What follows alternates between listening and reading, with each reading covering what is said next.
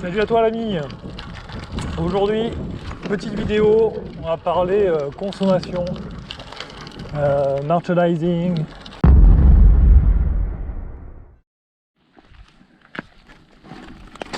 Là, je te remonte le bestiau encore pour la millième fois.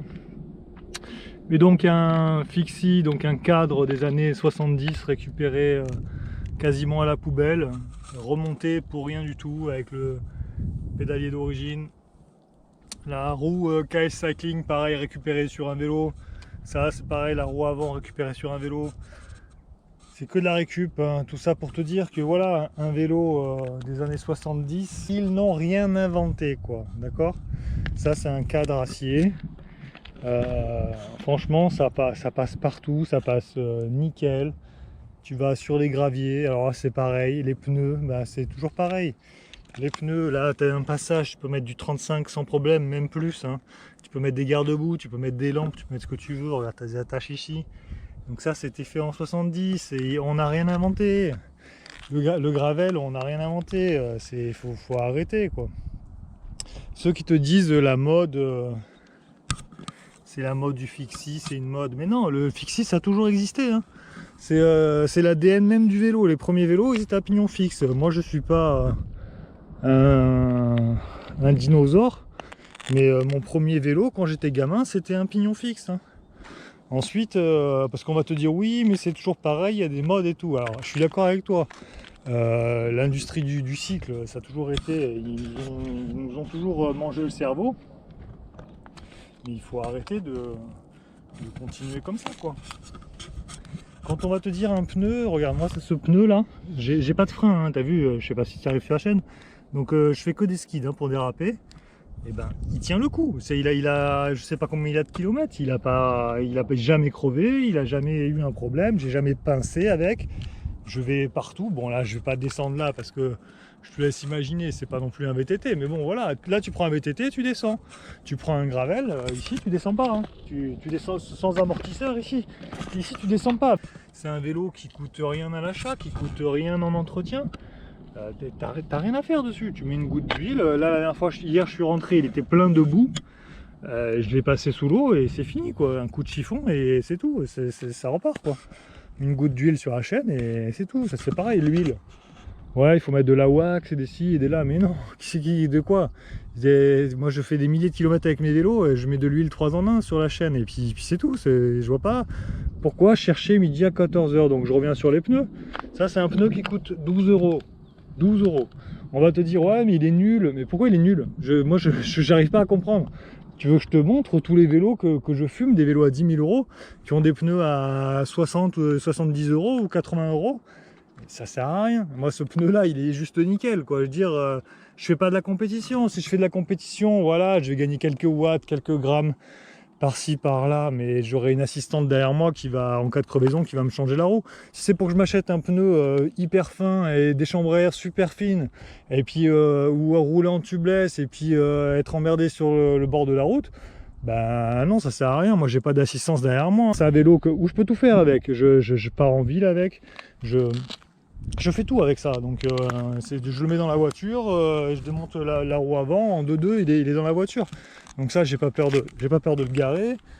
C'est juste de la bombe, quoi. Et puis quand tu es sur la route, ça envoie. Ceux qui croient qui croient en leur marque, en leur marque italienne, en marque je sais pas où, américaine ou quoi, parce que ça a été fabriqué ici ou là. Mais il faut pas vous leurrer, les gars, hein. Tous les vélos, là, 95%, même plus peut-être, des vélos viennent de Taïwan, hein. Et puis ça va changer quoi? Ça va changer quoi qu'un vélo vienne de Taïwan ou qu'il soit fait par un artisan américain ou un artisan français ou un artisan italien? Ça change quoi? La main d'œuvre, elle est pas moins bonne ailleurs que sur un continent, que sur un autre. Ils sont tous faits à Taïwan ou en Chine. Après, je te dis pas, t'habites en montagne, non, tu vas pas t'acheter un fixie, c'est sûr. Mais c'est pour te montrer, en fait. C'est pour te montrer toutes les incohérences. Et que en fait, tu payes un vélo des milliers d'euros, et puis au final, tu te fais doubler par un fixie à 0 euros, un fixie trouvé à la poubelle. Mais en termes d'efficacité et de rationalité, ça sert à rien. Regarde ce vélo là, tu vas en ville, tu l'accroches à un poteau, il n'y a personne qui va te le voler, hein. Et déjà il faut le chevaucher celui-là, parce qu'un 64, c'est pas tout le monde qui va le monter. En fixie, encore moins. Et franchement, les gars, mais moi je vous invite à essayer le fixie, parce que c'est un truc qui coûte rien, quoi. Mais c'est tellement accessible à tout le monde que personne n'en fait. Mais après, bon, voilà, il faut psychologiquement, il faut passer le cap. Mais une fois que tu as passé le cap, tu vas voir que le rendement que tu as un fixie, c'est juste hallucinant. C'est hallucinant. Les choses, elles devraient être, elles sont éprouvées. Je veux dire, une transmission, il n'y a rien de compliqué à faire une transmission. Avec les machines actuelles, on n'est plus dans les années 60, quoi. Je veux dire, une transmission, avec les machines laser, les matériaux, les outils pour souder, enfin, c'est juste inimaginable ce qu'on est capable de faire aujourd'hui. Donc, tu vas pas me dire qu'à l'époque on pouvait te faire ça, que tout le monde pouvait s'acheter, et aujourd'hui on peut pas te le faire. L'acier, c'est le meilleur des compromis. Et ça, c'est pareil. Personne ne voulait de l'acier. Maintenant, ça revient à la mode, l'acier. Donc là, quand tu veux parler de mode, ouais, vas-y, là tu peux parler de mode. Là, on va te faire revenir de l'acier à la mode, et on va te faire payer ça un bras, parce que soi-disant, c'est un cadreur qui a fait ci, qui a fait ça, qui a fait là. Faut arrêter, mais même les Conlago à l'époque, arrêtez. C'est quoi? C'est de la soude-brasure? Arrête, tu vas pas me dire que parce que c'est Conlago, il est mieux soudé que si c'est Made in Taiwan. Arrête. Si tu veux que je te reprenne l'exemple de Decathlon, Decathlon ils jouent le jeu. Ils font un fixie à 300 €, c'est tout. Payer un vélo des milliers d'euros pour se faire fumer par une poubelle ambulante. Donc ça, ce pneu, il est très très bon. Celui-là, franchement, c'est pareil, c'est le Lithium, celui-là, Michelin Lithium. En 23, c'est pareil parce que c'est de la récup, sinon je mets 25 et 25. Hein. Mais du coup, 23, bah, ça roule bien. L'arrière, 25, hyper robuste. C'est comme toutes les chaînes YouTube, les mecs, ils sont déconnectés, quoi. Je veux dire, ils sont sponsorisés par les marques, ils les payent même plus, les articles. Qu'est-ce qu'ils s'en branlent de te dire, ouais, mais ça, c'est pas bien. Ils vont pas te dire ça, ils vont te dire, ouais, non, si, il faut l'acheter. Ça coûte 5000 €, mais c'est pas grave, il faut l'acheter. Hein. Là, je fais un peu gaffe parce que c'est plein de mousse. Et avec les chaussures à cale, là, c'est pas le moment de s'envoyer. Donc là, c'est pareil, tu vois, là où je passe, alors je te disais, avec un VTT, là, mais ça roule tout seul, avec un gravel, qu'est-ce que tu fais? Donc c'est pour ça, le gravel, c'est, je le porte parce que j'ai la pédale qui touche. Le gravel, c'est ni plus ni moins que ce vélo-là, qui est au goût du jour. Donc moi tu vas dire, mais pourquoi t'as acheté un gravel? Mais moi je te l'ai déjà dit pourquoi j'ai acheté un gravel. C'est parce qu'en vélo de route, il n'y avait rien pour moi et j'avais besoin de rouler sur la route.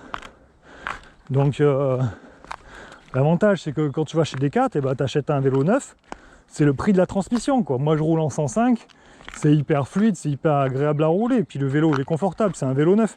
C'est pareil, un vélo d'occasion, tu vas l'acheter, tu vas faire des économies, c'est sûr. Hein. Mais encore faut-il déjà trouver le vélo qui te corresponde à ta taille, et pour moi c'était mission impossible. Donc ouais, j'en ai eu des carbones, j'ai eu un Onyx en carbone, il était bien, mais enfin voilà quoi, si tu veux je l'ai revendu et je me suis repris le gravel, pour essayer, tu vois. Mais oui, c'est bien, hein, franchement, je me suis fait des bonnes balades avec le gravel. Mais il n'y a rien d'extraordinaire, quoi. Je te dis, tu prends celui-là, même en 23C, tu roules en gravel. Bon, je te conseille pas de rouler en 23C, hein, mais ça le fait, quoi. Je veux dire, ceux qui ont un vélo de route et qui ont peur de sortir dans les chemins, il faut pas avoir peur, hein, il faut y aller. Hein. Si t'as de quoi réparer, ça passe. Et encore, moi je te dis, les sorties, là je les enchaîne. Si je passe pas sur les ronces, je crève pas, hein. Tu vas pas me dire que tu vas pincer. Si tu as la bonne pression, tu pinces pas. Hein.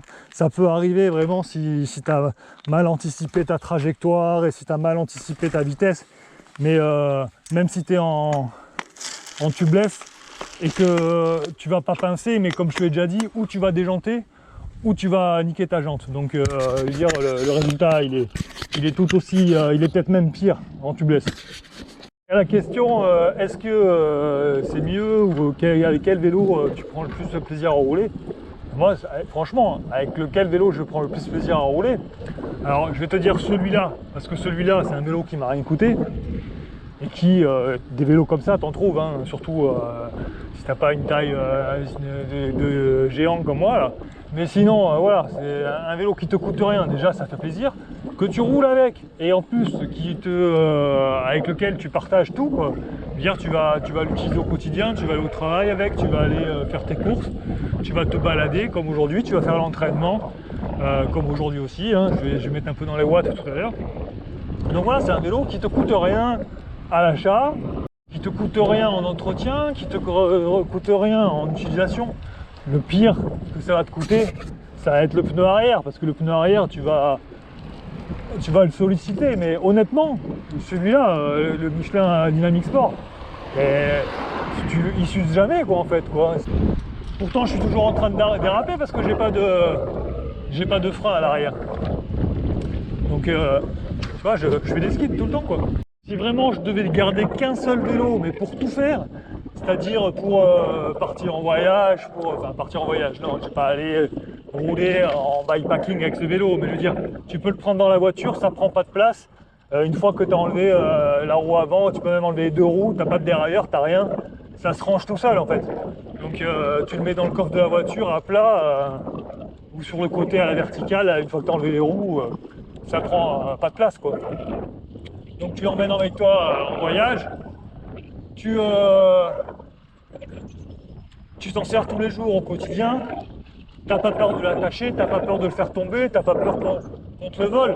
Même si demain, celui-là, honnêtement, je te le dis, si on me le vole, ça me ferait très très mal parce que je retrouverai avec du temps, mais j'aurais du mal à retrouver un cadre équivalent,